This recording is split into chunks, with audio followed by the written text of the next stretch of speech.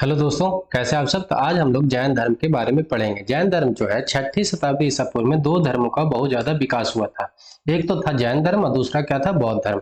हम लोग जैन धर्म के बारे में ऐसा जान लेंगे कि कोई भी क्वेश्चन जैसे कि पीसीएस में कोई पूछे, चाहे तो एसएससी में, रेलवे में या तो बैंक में और कोई भी एग्जाम में पूछे, आपको जैन धर्म से आपका एक भी क्वेश्चन नहीं छूटेगा इसके पढ़ने के बाद। ठीक है, वीडियो अच्छा लगेगा तो लाइक कर दीजिएगा, सब्सक्राइब और शेयर करके आप बेल आइकन को क्या करिएगा, दबा के रखिएगा, ताकि आपके पास कोई भी वीडियो का नोटिफिकेशन टाइम टू टाइम पहुंचता रहे। तो चलिए शुरू करते हैं। इसमें पॉइंट टू पॉइंट हम लोग बना दिए हैं पीपीटी, और क्या होगा इसको आप ध्यान से पढ़िएगा। चलिए, जैन परंपरा के अनुसार क्या है कि 24 तीर्थकर हुए थे। सबसे पहला बात होता है कि जैन धर्म में कितना तीर्थकर हुए थे, तो 24 हुए थे।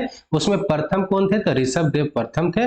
और 23वां कौन थे, तो आपका पार्श्वनाथ थे। और 24वां कौन थे, तो आपका महावीर था। महावीर को ही मेन जैन धर्म का क्या संस्थापक माना जाता है।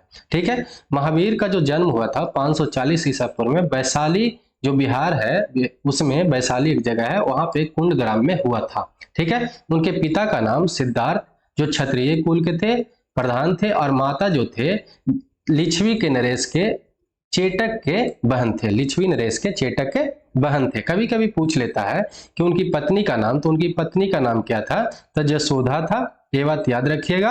और उनका पुत्री का नाम क्या नाम था, प्रियदर्शनी नाम था। और कभी कभी उनके जमाता के बारे में पूछ लेता, तो उनके जमाता का नाम क्या था, तो जमाली था। ये बात याद रखिएगा। ठीक है, उनके जमाता का नाम क्या था, तो जमाली था। ये बात याद रखिएगा। जमाता मतलब जो दामाद होते हैं। ठीक है, कि महावीर जो थे 30 वर्ष के अवस्था में वो क्या कर दिए थे, गृह को त्याग कर दिए थे, घर को त्याग कर दिए थे, और 12 वर्षों तक वो तपस्या किए। और कठिन तपस्या के बाद जृंभिक ग्राम एक था, वहां पे एक ऋजुपालिका नदी था, और साल वृक्ष के नीचे उनको क्या कैवल्य के प्राप्त हुआ, मतलब ज्ञान को प्राप्ति हुआ था। 30 वर्ष की अवस्था में वो गृह त्यागे थे। अब 12 वर्षों की तपस्या करने के बाद ऋजुपालिका नदी के तट पे कैवल्य को उनको प्राप्ति हुआ था, ज्ञान के उनको प्राप्ति हुआ था। ज्ञान के प्राप्ति के बाद महावीर को केवलिन, जीन मतलब की विजेता, हर मतलब की योग, और निग्रंथ मतलब की बंधन रहित कहलाए। ठीक है, महावीर को जब ज्ञान प्राप्त हुआ तो उनको केवलिन कहलाया, विजेता कहलाए, योग्य कहलाए, और बंधन रहित कहलाए। ठीक है, ये पॉइंट आप याद रखिएगा। जैन धर्म में कर्मवाद पर क्या है, आधारित है, लेकिन उसमें कठिन तपस्या पर ज्यादा विश्वास किया जाता है।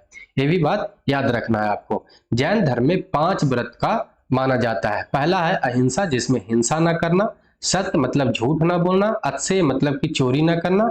अपरिग्रह मतलब संपत्ति अर्जित नहीं करना। और ब्रह्मचर्य मतलब कि इंद्रियों को निग्रह रख करना, अपने इंद्रियों को अपने बस में रखना। और जो ब्रह्मचर्य जो है, ये 5वां व्रत है, वो कौन दिए थे, तो महावीर ने जोड़े थे। ये भी पूछ लिया जाता है, तो कौन जोड़े थे, तो महावीर ने दिए थे। ठीक है, जैन धर्म में देवताओं का अस्तित्व को स्वीकार किया गया है, लेकिन जीन से क्या किया गया है, नीचे रखा गया है। ये बात याद रखिएगा। इसमें क्या है कि जैन धर्म में सांसारिक बंधनों से छटकर 3 गो त्रिरत्न दिया गया था जैन धर्म में। उसमें पहला क्या था आपका, सम्यक ज्ञान, सम्यक दर्शन और सम्यक आचरण। सम्यक ज्ञान, सम्यक दर्शन और सम्यक आचरण को क्या बोला गया था, जैन धर्म में त्रिरत्न बोला गया था, जैन त्रिरत्न बोला गया था। ये बात आपको याद रखना है। ठीक है, जैन धर्म में त्रिरत्न कौन कौन था, तो सम्यक ज्ञान, सम्यक दर्शन और सम्यक आचरण। ये हमेशा पूछता है, इसको याद रखना आपको। जैन धर्म में युद्ध और कृषि दोनों वर्जित है। इसमें इतना कड़ाई से हिंसा की बात किया गया है, हिंसा को रोकने के बाद किया गया है कि युद्ध तो रोकना ही रोकना है, कृषि भी नहीं करना है। कृषि करते हैं तो क्या करते हैं, खेत का जब जुताई करते हैं, इरिगेशन करते हैं, तो उसमें क्या होता है कि उसके साथ बहुत सारा कीड़ा मकोड़ा मर जाता है, वो भी नहीं मरना चाहिए। ये भी इसीलिए कृषि को भी वर्जित किया गया है। और युद्ध होगा तो उसमें माल जाल का हानि होगा ही होगा। ठीक है, जैन धर्म में पुनर्जन्म में विश्वास रखा गया है। कभी कभी ये भी पूछता है कि जैन धर्म में पुनर्जन्म में विश्वास रखता है, तो हाँ, जैन धर्म में पुनर्जन्म के विश्वास रखता है। ये जो है इतना ज्यादा वर्जित होने के कारण, युद्ध और कृषि ये सब पर भी इतना ज्यादा इसमें कठोरता आने के कारण ये आगे जाके क्या किया था, ज्यादा दिन तक सस्टेन, जैन धर्म यही कारण था कि सस्टेन ज्यादा दिन तक नहीं किया था। ठीक है, अगला जो इसमें पॉइंट क्या है कि कालांतर में क्या हुआ कि जैन धर्म जो है 2 संप्रदायों में बट गया था। पहला जो बटा था, क्या हुआ कि एक श्वेतांबर में बटा था, दूसरा दिगंबर में बटा था। श्वेतांबर के मतलब जो सफेद वस्त्र धारण करने वाले थे, और दिगंबर के मतलब जो नग्न वर्ष धारण करने वाले थे। ठीक है, ये बात याद रखिएगा। श्वेतांबर परंपरा के अनुसार जो एक 19वां तीर्थकर थे, ये भी कभी कभी पूछा जाता है कि 19वां तीर्थकर थे जो श्वेतांबर परंपरा के अनुसार जो मलिकनाथ थे वो एक स्त्री थे, लेकिन वही दिगंबर के अनुसार क्या मानते कि वो पुरुष थे। ठीक है, ये दोनों में विवाद रहता है, तो विवाद वाला ही ज्यादा क्वेश्चन कभी कभी पूछ लेता है। ठीक है, यद्यपि जैन धर्म में आरंभ में मूर्ति पूजा नहीं था, लेकिन किंतु बाद में इसमें लोग महावीर को और अन्य तीर्थकों को क्या किया गया, पूजा करने लगे थे। ये बात याद रखिएगा। ठीक है, उसमें क्या हुआ कि जैन धर्म में ये भी पूछता है, बहुत ज्यादा इंपॉर्टेंट होता है कि उसमें दो गो क्या हुआ था, आपका सम्मेलन हुआ था, जैन संगीतिया का दो गो सम्मेलन हुआ था।